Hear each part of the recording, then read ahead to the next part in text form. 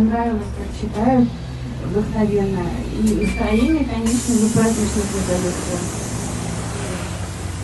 Самое главное, очень приятно. Уважаемые пассажиры, добрый день. Мы рады вас приветствовать на очень необычном маршруте. Вы попали в литературный автобус. Светлые поляны. Сентябрь летит в бесконечность. Березовым соком раны не вылечишь, времени вечность. Не вылечишь, да и не нужно. Автобус со скоростью света. Сентябрь, а сухо и душно. Сентябрь, окажется лето. Автобус, свидетель попутный.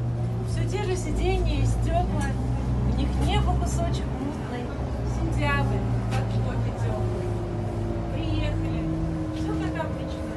Ну, разве листва поредела? Слезинка. Ловите с поличным. А солнце, ну надо же, село. Мың сүрәте, сәнгатемнең бөек рухы, күңелләрнең тынгы белмәс мәңге уты, ил сүрелмәс, ил бөгелмәс, қан түгелмәс, гамәл итсә йөрәктәге моң куәте, һәр заманның үзгәлләре, сүзе, кыты, илаһлары, китаплары, дине, путы. Отца от сына, дочь от матери на муку, у дверей стоять расставили и оплакивать разлуку. Мы не знаем ни начала, ни конца возникновения. Этот мир древнее, чем ветошь, жизнь твоя одно мгновение. Где те пращуры, что были и ушли, шаги, как пешки. Это мир, что прибирает всех на грудь в себе с усмешкой.